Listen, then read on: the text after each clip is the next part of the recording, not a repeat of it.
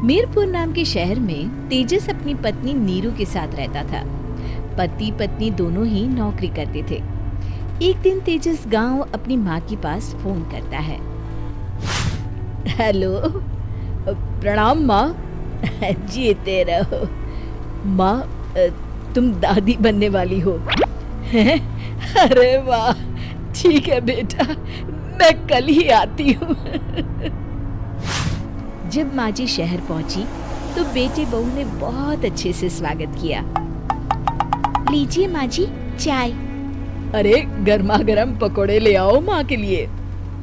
नीरू रसोई में गई और 2 मिनट में ही पकोड़े ले आई। जी ये लीजिए। बहू जादू से बनाए हैं क्या? अभी तो रसोई में गई थी। यम्मी। माँ जी, शीला रसोई में पकोड़े तल रही है, मैं बस लेकर आई। हे भगवान, मेरा धर्म भ्रष्ट कर दिया तूने। अब तो गंगा जल से शुद्धिकरण करना होगा। दूसरे दिन, माँ जी मैंने नाश्ता बना दिया है, ऑफिस जा रही हूँ। पर अभी तो घर का सारा काम पड़ा है। शीला आती ही होगी, झाड़ू पोछा बर्तन कपड़े वो सब कर लेगी। हमारे जमाने में घर का सारा काम हम ही करते थे। जी माँ जी, आप बहुत होशियार हैं, मैं घर ऑफिस दोनों नहीं संभाल पाती। तो जरूरत क्या है घर से बाहर जाकर चाकरी करने की? वैसे भी घर का काम खुद करने से घर में बरकत आती है, समझी?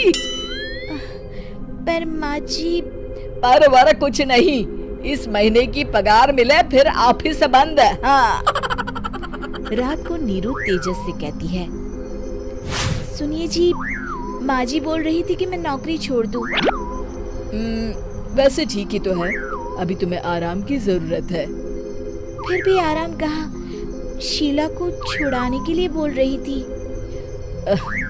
तो अब 24 घंटे में इतना काम तो कर ही सकती हो। पर जॉब पसंद है मुझे, घर पर मन नहीं लगेगा।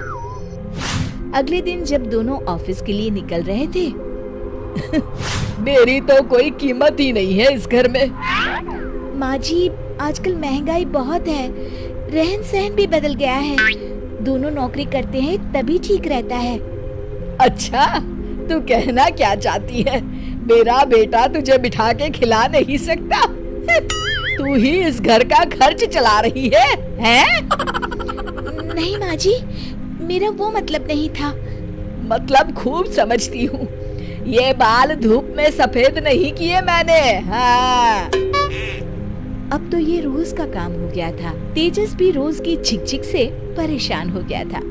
एक दिन उसने कहा, नीरू, वैसे भी तुम्हें मैटरनिटी लीव मिलने वाली है, तो अभी से ही छुट्टी ले लो। पर क्या, मेरी सैलरी अच्छी खासी है। आखिर नीरू ने रिजाइन कर दिया।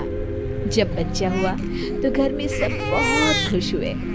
कुछ दिनों बाद तेजस फाइल देख रहा था। क्या हुआ तेजस, कुछ परेशान लग रहे हो?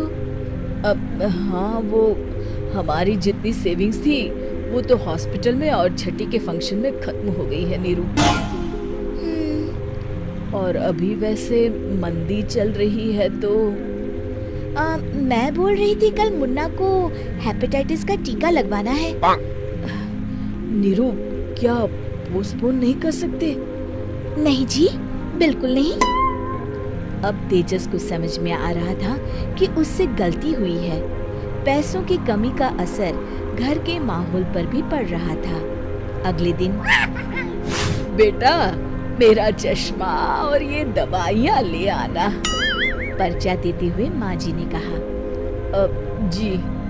तेजस, मुन्ना के लिए दूध का डिब्बा और डायपर भी ले आना, और ये किराने के सामान की लिस्ट है, इसे भी लाना है।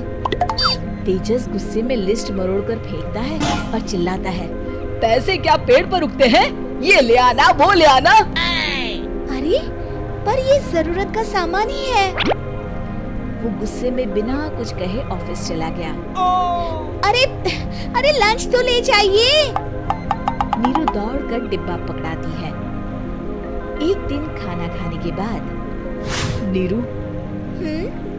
अब तो मुन्ना कुछ बड़ा हो गया, तो अब तुम वापस ज्वाइन कर लो ना जॉब। पर इस रिसेशन में जॉब मिलना बहुत मुश्किल है। ट्राई तो करो। फिर मुन्ना, माँ जी है ना, और एक फुल टाइम मेड भी लगा लेंगे। पर माँ जी, उन्हें तो पसंद नहीं। तभी माँ जी वहाँ आ जाती है और प्यार से नीरू के सर पर हाथ फेरते हुए बोलती है, अब मेरी समझ में आ गया बहू, पहले के और अब के समय में अंतर है। तुम काम शुरू करो, मुन्ना की जिम्मेदारी मेरी। मेरी प्यारी माँ जी, ये कहकर नीरू उनके गले लग गई। शिक्षा, परिवर्तन संसार का नियम है, हमें भी समय के साथ चलना चाहिए। उम्मीद है कि आपको हमारी ये कहानी पसंद आई होगी। कृपया हमारे चैनल को सब्सक्राइब करें और सभी अपडेट्स के लिए बेल आइकन जरूर क्लिक करें। और हाँ, वीडियो लाइक और शेयर करना मत भूलिएगा। Bye bye.